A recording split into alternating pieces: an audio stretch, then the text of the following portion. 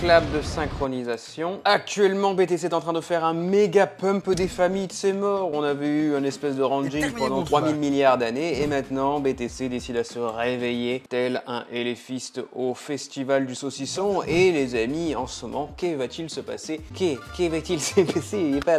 Est-ce que nous allons repumper? Est-ce que nous allons redumper? C'est exactement ce que je vais essayer de vous expliquer dans cette vidéo de façon la plus claire et consciencieuse possible, en essayant évidemment d'être toujours le plus légitime dans le trading game. 1 an et demi que je poste mes positions tous les jours, n'hésitez pas à me suivre sur mes réseaux sociaux et surtout sur le Discord privé. Merci à vous les rés qui me suivez et merci de me faire confiance. Je pense qu'aujourd'hui j'ai quand même pu prouver qu'il était possible de faire des gains en crypto uniquement avec de l'analyse graphique, non des news toutes pétées dont je n'en ai strictement rien à faire.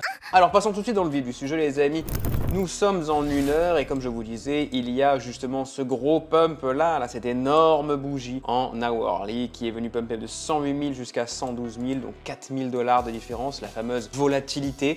Si j'explique à ma mère mon travail dans ma vie de tous les jours, elle est en train de casser mon palier 0,618. Donc il me reste essentiellement mon palier 0,786 qui viendra me correspondre comme d'hab à cette énorme chute qui n'avait pas été repris. On se rend compte ici que le palier 0,118 a été repris au poil de Fiontos plusieurs fois, d'où le fait que nous le cassons aujourd'hui parce que un palier qui a déjà été récupéré plusieurs fois. Alors c'est pas le support et les résistances façon CryptoBro, mais c'est un peu plus complexe que ça puisque justement ce palier 0,118 n'est plus valable dans l'intervalle de temps que j'ai choisi, mais il est valable peut-être dans d'autres. Mais actuellement ce qui se passe, c'est juste le palier 0,786 qui reste ouvert, donc ce petit palier à 114 546. Est-ce que c'est une bonne entrée pour venir shorter? On va voir déjà sur les autres intervalles à quoi ça correspond et surtout pourquoi il va être intéressant de shorter. Je trim les paliers Fibo qui ne sont pas intéressants, mais surtout la première chose qui devrait vous sauter aux yeux, c'est que lorsque l'on fait un pump sans absolument aucune bougie rouge, encore plus en hourly, eh bien ça devrait vous mettre la puce à l'oreille. Ne va pas pumper hardcore comme ceci, étant donné que ce sont des bougies qui sont bien trop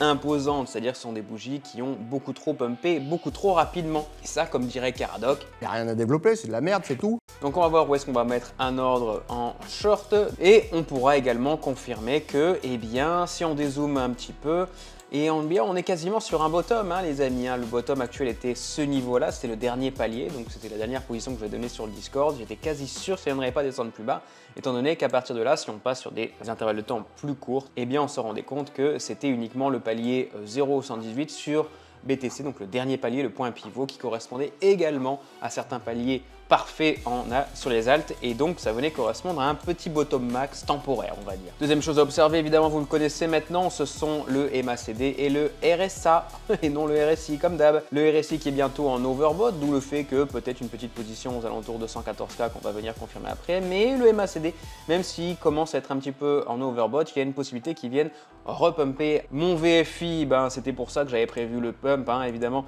le VFI est complètement oversold, on aura encore atteint des seuils critiques à moins 40, c'est ultra rare, surtout en hourly.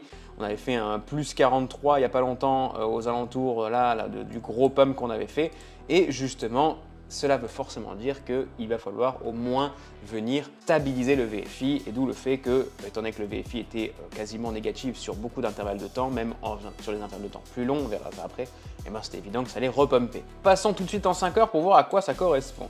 Alors déjà, petite erreur au niveau de mon indicateur est en train de bugger, on aurait dû avoir un trait bleu ici, puisque le point haut actuel de la vague en cours, et ben il est ici, il n'est pas là, hein, je sais pas ce qu'il est en train de faire. Bon, et ça c'est un petit peu dû au fait qu'on avait dumpé hardcore salement à partir là, du 11 octobre, hein, les amis, hein, c'était le Akagai, comme on dit dans le jargon. Mais en plus de ça, on s'était rendu compte qu'on avait terminé beaucoup de fois sous MySema 20 et qu'on n'était pas venu faire de vagues négatives.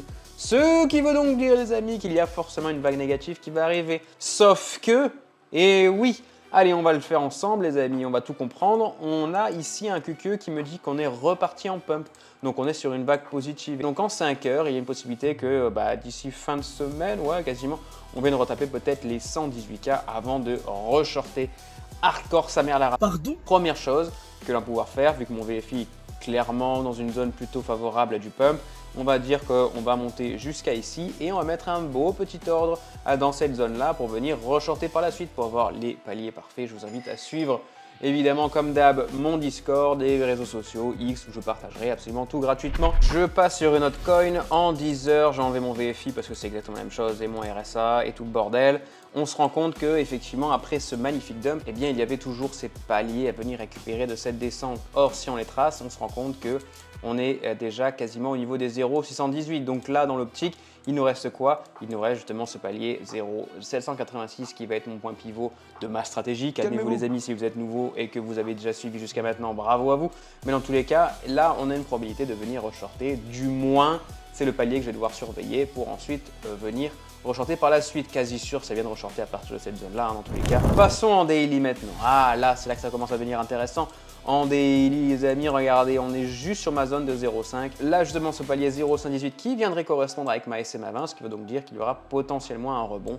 Et si on vient terminer au-dessus, et ben pour le coup, même si on va corriger, il y aura à nouveau un repump de confirmé par la césure de cette SMA 20. Pourquoi je vous dis ça? Parce que justement on est dans un canal, et dans un canal qui est plutôt favorable à des vagues 1, 2, 3, 4, 5 complètement simples. Très peu de chances qu'il y ait un mouvement hardcore qui arrive subitement. D'autant plus lorsque l'on fait, dégage, des mouvements pareils, c'est-à-dire faire des grandes chandelles.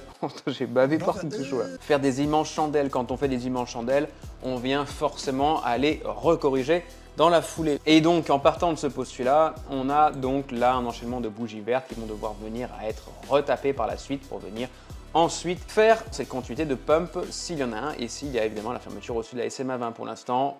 SMA 0,118 en daily, magnifique, propice pour un petit pump. Est-ce que je prends une position trop tard? J'ai envie de te dire du con, c'était tout à l'heure qu'il fallait la prendre. On ne prend jamais de position quand le train est déjà parti. On attend à la gare sagement qu'il y en ait un prochain qui arrive et le prochain il va venir reshorter sa mère, d'où le fait de mettre des limit orders. Maintenant on passe en weekly et c'est là toute la subtilité les amis. Le fameux weekly, là, moi c'est cette bougie rouge là qui est venue terminer sous ma SMA 20 enfin putain. Ce qui veut donc dire qu'on a une possibilité d'avoir une vague négative. Le fait que l'on vienne faire une bougie verte, c'est tout à fait normal. On va sûrement même revenir récupérer la totalité de mes deux bougies. Donc toujours un top partiel à 117 000 et un top max à 121K. Si on vient dépasser ce 121K, là, très peu de chances de nouvelle ATH, du moins dans l'objectif actuel de ma lecture graphique. Là, je suis quasi sûr qu'on va venir donc recorriger donc, ces deux petites bougies pour ensuite inexorablement venir shorter hardcore pour venir récupérer eh bien, simplement pour ceux qui n'avaient pas encore l'idée, ces paliers qui n'ont jamais été pris puisqu'ils terminent en dessous de 0,236, ce palier 0,382 qui n'a jamais été touché. J'ai un peu de mal à concevoir qu'on est en vague 3 actuellement, mais plutôt sur une vague 5, on risque de partir en vague ABC pour ensuite venir retaper cette zone de 88 voire 82K et à partir de là, sûrement grosse alt season, comme je l'ai dit la dernière fois, vendez votre mère, vendez votre soeur. Voilà pour Bitcoin les amis, pas vraiment grand chose à se mettre sous la dent, rien à voir mais je suis passé sur MEXC, juste pour mon challenge de 100 à 1000 $, je vais dire de 0 à 1000 $, c'est un peu complexe quand même de faire un challenge de 0 à 1000 $. Sans le crypto voleur, ça c'est un truc qu'il faudrait que je donne aux hacheurs, pas d'idée. Mais je suis passé pour faire mon challenge de 100 à 1000 $. Voilà les amis, c'est tout pour aujourd'hui. N'hésitez pas à rejoindre comme d'hab mes réseaux sociaux, le Discord. Encore une fois, j'ai toujours mon indicateur qui performe toujours. Je vous dis à très bientôt pour une prochaine vidéo où là je compte faire rien de nouveau. Même chose chaque semaine, hein, on voit. Allez, ciao les gars.